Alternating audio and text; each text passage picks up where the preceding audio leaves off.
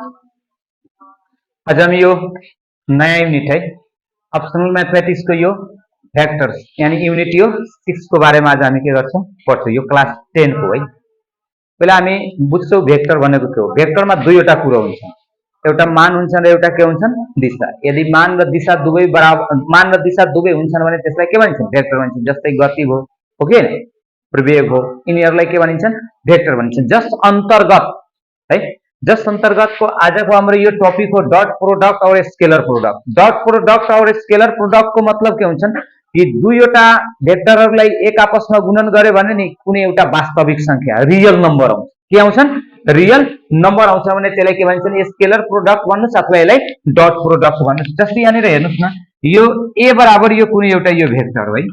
a बराबर यो एउटा कुनै यो भेक्टर a बराबर यो 2 3 र यो भेक्टर b बराबर यो कति दिएको छ 4 र यो 5 दिएको छ।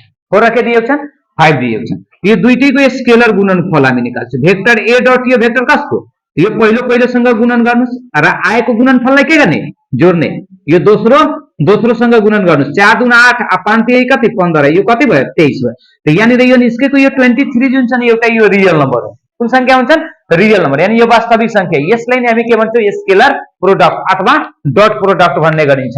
The product of magnitude of two vectors with cosine angle between them is called scalar product। अथवा if vector a and vector b are two vectors then the scalar product of vector a and vector b is denoted by a dot vector यो कति b and defined by यो vector a dot vector b बराबर हुन्छ magnitude of vector a into magnitude of vector b into यो कति cos theta. यानी दुईवटा भेक्टरहरुको परिमाणहरु र तिनीहरु बीचको कुन कोसाइन कोणको गुणनफललाई के भनिन्छन् स्केलर गुणनफल भनिन्छन्। अथवा यदि a र b भेक्टर a र b दुईवटा यो भेक्टरहरु भए यो भेक्टर a र यो भेक्टर b को बिन्दु गुणनफल यानी a डट b ले के गरिन्छन् जनाइन्छन् जहाँ यो vector a dot vector b बराबर magnitude of vector a into magnitude of vector b into कति cos थीटा द्वारा यसलाई के गरिन्छन् डिफाइन गरिन्छ। यानी दुईवटा भेक्टरहरुको स्केलर गुणनफल बराबर magnitude of vector a into magnitude of vector b into cos theta हुन्छ भने ती दुई भेक्टरहरु बीचको जुन गुणनफल जुन हुन्छ नि त्यो गुणनफललाई हामी कुन गुणनफल भन्छौं डट प्रोडक्ट भन्नुस् अथवा स्केलर प्रोडक्ट भन्नुस्। अथवा दुईवटा भेक्टरहरुलाई हामीले एक आपसमा गुणन गर्यो भने दुईवटा भेक्टरहरुलाई एक आपसमा गुणन गर्यो भने एउटा कुन संख्या हामी प्राप्त गर्छौं रियल नम्बर यानी वास्तविक संख्या हामी प्राप्त गर्छौं भने ती दुई भेक्टरहरुलाई एक आपसमा हामी के भन्छौं डट प्रोडक्ट भन्नुस् अथवा स्केलर प्रोडक्ट भन्नुस्। जस्ट यससँग रहेका केही बेसिक यो प्वाइन्ट्सहरुको बारेमा हामी के गर्छौं यो छलफल गर्नेछौं है। यो vector a plus vector b को होल स्क्वायर छ भने यसलाई a प्लस b को होल स्क्वायर बुझ्नु। त यो जब स्क्वायर हुन्छ नि त यो भेक्टरको साइन हट्छन् यानी a square plus b square plus 2 vector a plus into यो भेक्टर यो कति b। त्यसैगरी यो भेक्टर a डिफरेंस यो भेक्टर b को स्क्वायर छ भने a square minus 2 vector a dot vector b यो b को यो के हुन्छन् स्क्वायर हुन्छन्। त्यसैगरी दुईवटा यहाँनिर यो भेक्टर दिएको छन् दुवैलाई एक आपसमा के गर्ने गुणन गर्ने भेक्टर a र यो भेक्टर b लाई गुणन गरिदियो भने कति हुन्छन् a स्क्वायर। यो प्लस र यो माइनसलाई गुणन गर्यो भने यहाँनिर के हुन्छन् माइनस। भेक्टर b र यो भेक्टर b लाई गुणन गर्यो भने यो कति हुन्छ b स्क्वायर। यानी vector a plus vector b dot vector a difference vector b बराबर यो कति हुन्छन् a square minus b square. Vector a dot vector b बराबर यो भेक्टर b प्लस यो भेक्टर b इन्टु यो के हुन्छ भेक्टर a हुन्छ। जस्तै यो कम्युटेटिभ प्रोपर्टीमा दुवै एक आपसमा यो के हुन्छन् बराबर हुन्छन् त्यही फर्मेट हो। यदि भेक्टर a को स्क्वायर छ भने यसलाई a स्क्वायर यसरी लेख्नुस् अथवा यसलाई लेख्ने magnitude of vector a into magnitude of vector a equal to vector a dot यो भेक्टर b यी दुईटैको जब एक आपसमा हामी गुणन गर्छौं भने यो के को बराबर हुन्छ a स्क्वायर। यसलाई मैग्नीट्यूड को रूपमा लेख्नु पर्यो भने यो भेक्टर a डट भेक्टर हामी के लेख्छौं b र स्क्वायर को रूपमा लेख्यो भने यो भेक्टर a को यो के हुन्छन् स्क्वायर हुन्छन्।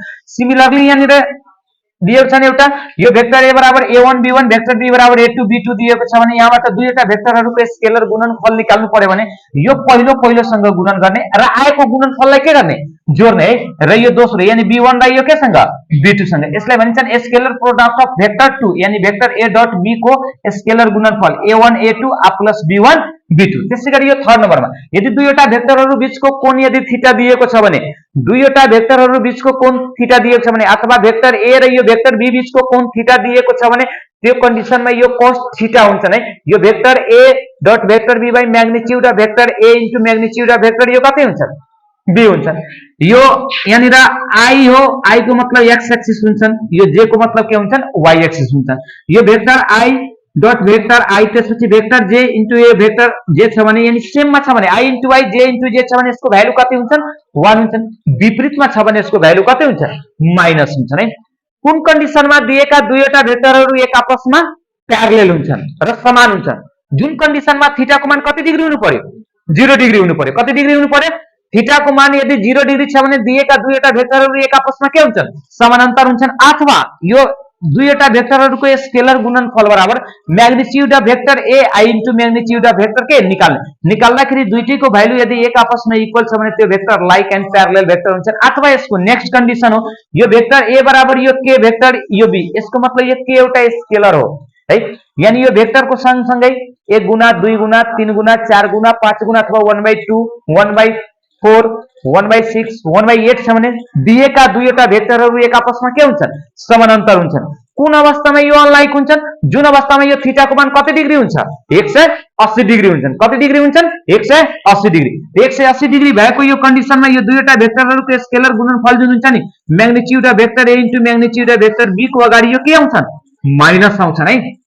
कुन अवस्थामा यो परपेन्डिकुलर हुन्छन् जुन अवस्थामा यो थीटाको मान कति डिग्री हुन्छन् 90 डिग्री हुन्छन्। 90 डिग्री भन्नुको मतलब दुईवटा भेक्टरहरूको स्केलर गुणनफल बराबर यसको भ्यालु कति हुनु पर्यो 0 हुनु पर्यो। यानी vector A dot vector B बराबर यदि 0 छ भने ती दुई भेक्टरहरू बीचको कोण कति डिग्री हुन्छन् 90 डिग्री हुन्छन्। अर्को यहाँनिर दिएको छन् यदि म्याग्निट्युड अफ भेक्टर ए छ भने यसलाई यसरी लेख्नुस्, म्याग्निट्युड अफ भेक्टर बी छ भने यसलाई बी लेख्नुस्। यो भेक्टर ए डट यो भेक्टर बी यानी म्याग्निट्युड अफ भेक्टर ए बराबर म्याग्निट्युड अफ भेक्टर बी बराबर यो बी छ भने यो दुईवटा भेक्टरहरूको स्केलर गुणनफल बराबर हुन्छन् एबी cos थीटा हुन्छन् है।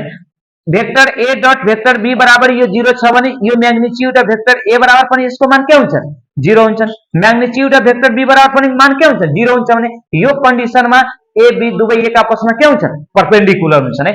थीटाको मान 0 डिग्री भयो भने के भयो भने थीटाको मान 0 डिग्री थीटाको मान 0 डिग्री भयो भने दिएका दुईवटा भेक्टरहरूको मान जुन हुन्छ नि के हुन्छन् म्याक्सिमम हुन्छन् अधिकतम मान हुन्छन्। थीटाको मान यदि 180 डिग्री भइराखेको छ भने दुईवटा भेक्टरहरूको स्केलर गुणनफल जुन हुन्छ नि त्यो के हुन्छन् त्यसको मान न्यूनतम मान हुन्छन्। यहाँनिर यो 0 भयो भने भेक्टर ए र यो भेक्टर बी को स्केलर गुणनफलको भ्यालु जुन हुन्छन् त्यो बढी हुन्छन्। थीटाको मान यदि 180 डिग्री भयो भने त्यो अवस्थामा दुईवटा भेक्टरहरूको स्केलर गुणनफलको भ्यालु जुन हुन्छन् त्यो के हुन्छन् न्यूनतम हुन्छन्। यदि म्याग्निट्युड अफ भेक्टर ए निकाल्नु छ भने x1 square plus y1 square गर्छु। म्याग्निट्युड अफ भेक्टर बी निकाल्नु छ भने x2 को स्क्वायर प्लस यो y2 को स्क्वायर। यो बेसिक कन्सेप्ट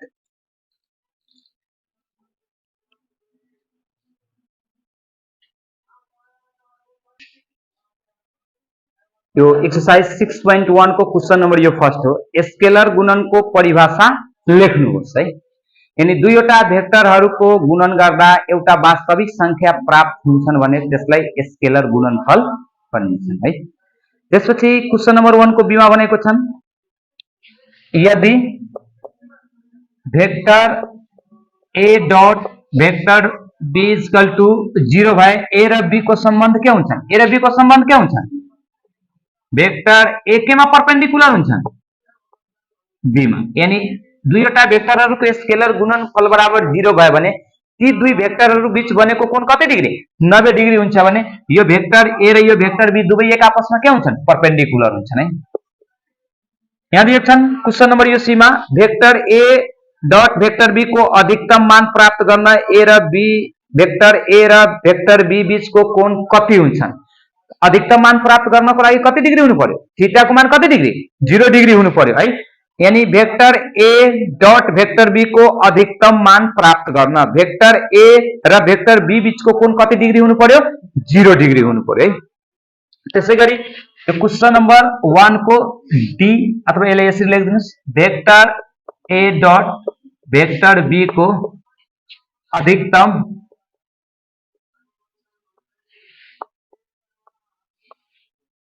मान प्राप्त गर्न भेक्टर ए र भेक्टर बी बीचको कोण